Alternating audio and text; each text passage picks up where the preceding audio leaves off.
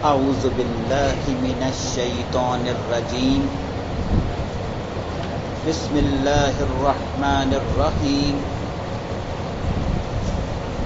آج کا ہمارا سبق سورہ قصص آیت نمبر 55 سے ہے جی، کہ جہاں اللہ تبارک و تعالیٰ نے ان اہل کتاب کا تذکرہ، یہود و نصارہ کا تذکرہ کیا تھا کہ جب انہیں نبی صلی اللہ علیہ وسلم کی نبوت پہنچی، قرآن کی آیات ان کے سامنے تلاوت کی گئیں تو انہوں نے فوراً اپنے پچھلے دین کو چھوڑا اور نبی صلی اللہ علیہ وسلم کی اتباع بھی شروع کی اور قرآن کریم کے مطابق اپنی زندگی کو گزارا، اور اللہ نے کہا ان جیسوں کو پھر ہم 2 گنا ڈبل اجر سے نوازیں گے۔ جہاں عام لوگوں کو مثال کے طور پر 1 محل ملے گا، ان کو 2 محل دیے جائیں گے، اسی طرح اللہ نے ان کا فرمایا۔ اور پھر ان کی جو ہے وجہ بتائی کہ ان کو اتنا بڑا انعام کیوں دیا جائے گا، تو ایک وجہ ہم نے کل سن لی تھی، اللہ نے فرمایا تھا ان کے صبر کی بنا پر کہ جب یہ یہود سے مسلمان ہوئے تو ان کی انہی جماعتوں کے لوگوں نے ان کو بہت ایذا اور بہت تکلیفیں پہنچائیں، اور یہ ان کی ان ایذاؤں کو، ان تکلیفوں کو جو ہے وہ نیکی کے ساتھ ٹال دیتے تھے۔ دوسرا فرمایا تھا کہ جو رب نے ان کو مال دیا تھا، پہلے یہ یہود و نصارہ تھے، اپنے مالوں کو خرچ کیا کرتے تھے بغیر سمجھ کے، تو پھر انہوں نے اپنے ان مالوں کو اللہ کی رضا حاصل کرنے کے لیے خرچ شروع کر دیا۔ اور تیسری جو بات ہے وہ آج کے سبق کا حصہ ہے، وَإِذَا سَمِعُوا، کہ جب یہ لوگ سنتے تھے لغوا، کوئی لغو بات، فضول بات، بے معنی بات، اعرضوا عنہ، وہ فوراً اس بات سے اعراض کر لیتے تھے، یعنی کوئی فضول بات سنی تو اس میں لقمہ ڈال کر اس فضول بات کا یا فضول محفل کا حصہ نہیں بن جاتے تھے، بلکہ اعراض کر کے اٹھ کر وہاں سے ہی کیا ہوتے تھے، چلے جاتے تھے۔ ٹھیک ہے جی، اور کیا کہتے تھے، وقالوا لنا، جاتے وقت کہتے بھئی بات یہ ہے، لنا ہمارے لیے، اعمالنا ہمارے اعمال، وَلَكُمْ أَعْمَالُكُمْ اور تمہارے لیے تمہارے اعمال۔ تم جو یہ گفتگو کر رہے ہو یہ جائز نہیں ہے، غیبت ہے، گناہ ہے، سازشیں ہیں، بد نیتوں پر باتیں ہیں، یہ تم جو کر رہے ہو، بیہودہ کھیل کھیل رہے ہو، بیہودہ زبانیں کا استعمال کر رہے ہو، تو میں تو اعراض کرتا ہوں اور تم لوگوں کو منع بھی کرتا ہوں، تمہارے لیے تمہارے یہ سارے لگے رہو اس میں،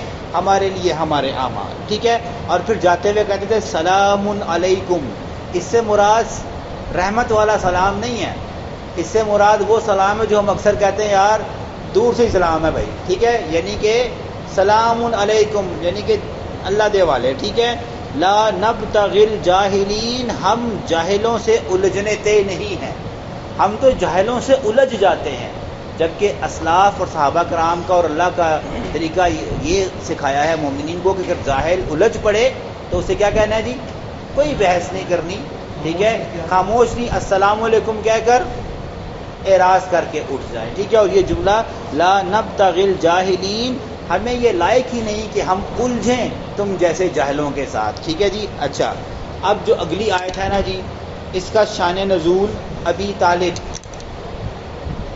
جب اس دنیا کو چھوڑ کر جا رہے تھے، پہلے ابو طالب کا احوال سمجھنا ضروری ہے۔ ان کا اصل نام عبد المناف تھا، ٹھیک ہے، عبد المناف، ٹھیک ہے۔ ابو طالب یہ سیدنا علی کے والد ہیں، علی بن ابی طالب کہا جاتا ہے۔ اللہ کے نبی صلی اللہ علیہ وسلم کے وہ چچا ہیں کہ جنہوں نے دنیا میں رہتے ہوئے نبی صلی اللہ علیہ وسلم کی ڈھال بنے رہے، دنیا میں نبی صلی اللہ علیہ وسلم کے درینہ اصحاب میں سے ایک تھے، لیکن ان ایسی ڈھال تھے کہ کلمہ جو ہے نا ان کو نصیب نہیں ہوا تھا۔ ان کے ڈیتھ بیڈ کا واقعہ ہے، اس پر یہ آیت نازل ہوئی کہ جب ابی طالب اس دنیا کو چھوڑ کر جا رہے تھے تو اللہ کے نبی صلی اللہ علیہ وسلم نے کہا چچا جان میرے کان میں ہی کہہ دیں لا الہ الا اللہ محمد الرسول اللہ، میں اللہ سے جھگڑوں گا، میں اللہ سے جھگڑوں گا آپ کے، ٹھیک ہے۔ تو جو 7 دیگر کفار کھڑے ہوئے تھے انہوں نے کہا کہ ابو طالب یہ اس کل کے بچے کی باتوں میں ہے، تو ابو طالب کا یہ جملہ تھا انا اموت انا الدین العبد المطلب، میں دین عبد المطلب پہ مروں گا، یہ جملہ کہہ کر وہ دنیا چھوڑ کر چلے گئے۔ تو نبی صلی اللہ علیہ وسلم کو اس بات کا بہت رنج تھا، بہت رنج تھا کہ یار میرا یہ درینہ محبت کرنے والا چاچا ایمان لائے بغیر دنیا سے چلا گیا۔ دوسری حدیث میں، یہ بخاری اور مسلم کی میں نے آپ کو روایت سنائی ہے، دوسری حدیث میں اللہ کے نبی صلی اللہ علیہ وسلم پر اللہ نے وحی نازل فرمائی کہ اللہ تبارک و تعالیٰ نے، کیونکہ اس کا اصول ہے کہ جنت اس نے مشرکوں پر حرام کر رکھی ہے، ابی طالب نے کیونکہ محمد کریم صلی اللہ علیہ وسلم سے انتہائی حسن سلوک کا معاملہ کیا تھا، تو اللہ کے نبی صلی اللہ علیہ وسلم پر وحی کے ذریعے جہنم کا سب سے چھوٹا عذاب جو ہے وہ جو ہے ابی طالب کو میسر آیا، اور وہ عذاب کیا ہے کہ فرمایا اللہ کے نبی صلی اللہ علیہ وسلم نے کہ میرے اس چاچا کو آگ کی بنی ہوئی 2 جوتیاں پہنا دی ہیں اللہ نے، ٹھیک ہے، یہ جوتیاں ایسی ہیں کہ جب وہ پہنتا ہے نا تو اس کا دماغ ایسے ابلتا ہے جیسے ٹھنڈیا ابلتی ہے۔ یہ جہنم کا سب سے چھوٹا عذاب ہے جو ابی طالب کے لیے مختص ہے، ٹھیک ہے۔ اس جب تکلیف میں تھے نا اللہ کے نبی، بہت رنج ہوئے کہ جس سے آپ انتہائی محبت کرتے ہوں وہ بے دین چلا جائے تو دکھ تو ہوتا ہے، اور یہ تو نبی تھے، ٹھیک ہے۔ اس کے جواب میں یہ آیتیں نازل ہوئی، سننے والی ہیں، انکا، اے بے شک اے نبی آپ، لا تہدی، ہرگز ہدایت نہیں دے سکتے، من احببتا، جس سے آپ محبت کریں، جس سے آپ محبت کرتے ہیں نا، اس کا یہ مطلب نہیں کہ آپ اسے ہدایت بھی دے دیں، ٹھیک ہے۔ ولیکن اللہ، بے شک اللہ وہ ہے، یہدی من یشاء، جس کو چاہتا ہے ہدایت سے نواز دیتا ہے۔ اس کا مطلب ہے ہدایت اتنی بڑی نعمت ہے کہ یہ صرف کون دے سکتا ہے؟ اور جس کو اللہ نے یہ نعمت دے دی، میں کہتا ہوں وہ بھوکا بھی مر جائے، وہ دنیا کا سب سے خوشحال آدمی مرے گا۔ اگر دنیا میں بیماری سے مر گیا، کسی بھی حال سے تنگ دستی میں مر گیا، یہ نعمت اتنی بڑی نعمت ہے کہ رب نے اس کو ہدایت دی۔ دیکھیں یہاں بات کس کی ہو رہی ہے؟ جس سے نبی صلی اللہ علیہ وسلم انتہائی محبت الفاظ ہے، من احببتا، اے محمد کریم جس سے آپ محبت کریں، یہ ممکن نہیں کہ آپ اس کو ہدایت بھی دے سکیں۔ اللہ نے ہدایت کے خزانے اپنے پاس رکھے ہیں، من یشاء، جس کو چاہتا ہے رب اس کا دل پھیر دیتا ہے، جس کو نہ چاہے اسے کوئی ہدایت لے کے دے نہیں سکتا، ٹھیک ہے۔ وَهُوَ أَعْلَمُ، اللہ خوب جانتا ہے، بالمہتدین، ان لوگوں کو جو ہدایت یافتہ ہیں، یعنی اللہ نے جس کا دیکھنا ہے نا کہ جس کا دل ہدایت کا طلبگار ہے تو اللہ یہ نعمت پھر اس کو نوازتا ہے، ٹھیک ہے۔ جس کے دل میں حب نام کی چیز ہی نہیں، ہدایت کی طرف آنے کی چیز ہی نہیں، تو پھر وہ اس نعمت سے محروم ہوتا ہے۔ اس کے جواب میں ہمیں دعا پڑھنی چاہیے، اهدنا الصراط المستقیم صراط الذین انعمت علیہم غیر المغضوب علیہم ولا الضالین آمین۔ اور سورہ فاتحہ کی آخری 2 آیتیں بہترین تشریح ہیں اس آیت کی، کہ جو ہم صبح دوپہر شام، میں نے جمعہ بھی کہا تھا، اهدنا الصراط المستقیم، یہ صراط مستقیم کا بنیادی جز ہے کہ جو رب کے ساتھ شرک کرتا ہے وہ صراط مستقیم پر ہو نہیں سکتا، اور جو صراط مستقیم پر ہو وہ مشرک نہیں ہو سکتا، ٹھیک ہے جی، یہ ہے جی۔ اچھا جی، اس بات کے بعد اللہ تبارک و تعالیٰ نے اہل مکہ کا اور اہل مدینہ کا یعنی کا تذکرہ کیا، کیونکہ یہ مکی صورت ہے تو زیادہ مؤثر بات یہ مکہ والوں کے لیے ہے۔ ایک اعتراض ہے، جب نبی صلی اللہ علیہ وسلم نا مشرکین مکہ کے سرداروں کو دین کی تبلیغ کرتے تھے تو ایک سردار نے جواب دیا، اس کا اس جواب کو اللہ نے یہاں پہ کوٹ کیا ہے۔ چاچا وہ اسی طرح بزرگ تھے تو نبی صلی اللہ علیہ وسلم انہیں کہا کہ اللہ ایمان لے آؤ، ایمان لے آؤ۔ انہوں نے کہا محمد کریم صلی اللہ علیہ وسلم اگر ہم ایمان لے آئے نا تو دیگر جو ہمارے خاندان کے لوگ ہیں یا دیگر جو سرداران قریش ہیں وہ مجھے کیا کریں گے اور میرے خاندان کو مکہ سے ہی باہر نکال دیں گے، ٹھیک ہے جی۔ اس لیے یہ ڈر ہے مجھے، یہ خوف ہے جس کی بنا پر میں اسلام قبول نہیں کرتا کہ اسلام قبول کیا تو یہاں تو یہ مجھے مار دیں گے یا یہ میرے پورے خاندان سمیت کیا کریں گے، مجھے نکال دیں گے. اس کا جواب ہے، اور یہ ہمارے سبق کی آج آخری آیت ہے. فرمایا اللہ تبارک و تعالیٰ نے ان کے اس زبان کو، اللہ نے اس جواب کو قبول نہیں کیا. اس کا جواب اللہ نے دیا کہ یہ کوئی بہانہ نہیں ہے تمہارا، ٹھیک ہے. اس بہانے کو اللہ نے قبول نہیں کیا. جواب کیا دیا؟ وَقَالُوا، یہ کہتے ہیں، إِن نَتَّبِعِ الْهُدَىٰ، اگر ہم اتباع کریں ہدایت کی، معاک اے نبی آپ کے ساتھ، اے نبی اگر ہم آپ کی بات مان بھی لیں، آپ کی اتباع کر بھی لیں، نتخطف، تو اچک لیے جائیں گے، من ارضنا، اس زمین سے ہمیں یہ ہمارے ماننے والے، ہمارے جو خاندان والے ہیں دیگر قریش، یہ اچک لیں گے. اچکنے سے مراد یا تو نکال دیں گے یا جان سے ہی مار دیں گے، ختم کر دیں گے. اچکنے کا مطلب ہوتا ہے اٹھا لینا، ٹھیک ہے، یا ہمیں یہاں سے نکال ہی دیں گے یا ہمیں جان سے ہی مار دیں گے. اب اللہ نے جواب دیا، اولم نمکن لہم، کیا اللہ نے تمہیں نہیں ٹھکانہ دیا، حرمن، حرم کے اندر، آمنن، امن کے ساتھ. اور یہ تمہارا عذر قابل قبول نہیں، تم مشرک ہو، اللہ نے اس کے باوجود تمہیں امن والے شہر میں کیا دیا ہے جی، ٹھکانہ دیا ہے. یہ تم کیسے کہہ سکتے ہو؟ یعنی کہ ایک تو ہو تم مشرک، تو اصولاً تو اللہ نے مشرک کا داخلہ کیا کیا ہے جی، منع فرمایا ہے. اللہ نے کہا تم مشرک ہو، اس کے باوجود اللہ نے تمہیں حرم کے اندر، مکہ کے اندر امن میں رکھا ہے، ٹھیک ہے.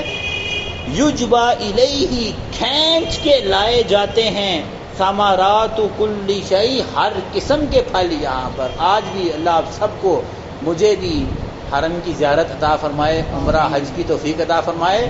آپ دیکھیں گے آپ کو وہاں مکہ میں تو شاید کھجور کا درخت بھی آپ کو کوئی نظر نہ آئے، پتھر والے پہاڑ ہیں، وہاں کوئی پھل نہیں ہے، سیب، مالٹا، کینا، کچھ بھی نہیں ہے. لیکن دنیا کا کون سا پھل ہے جو وہاں پر ملتا نہیں ہے؟ یہ ہے، اللہ نے کہا یجبا الیہ، کھینچ کے چلتے ہیں، لائے جاتے ہیں، کل شیء، ثمرات کل شیء، ہر قسم کا پھل آپ کو جو پوری دنیا میں نہ ملے، آپ کو مکہ میں مل جائے گا. ٹھیک ہے جی. رزقم من عند اللہ، رزقم من لدنا، یہ وہ رزق ہے جو ہم بھیجتے ہیں.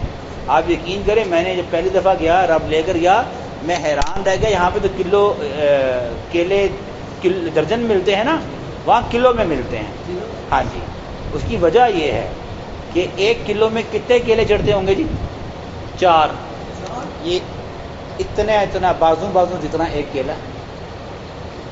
پاناما سے آتا ہے وہ کیلا.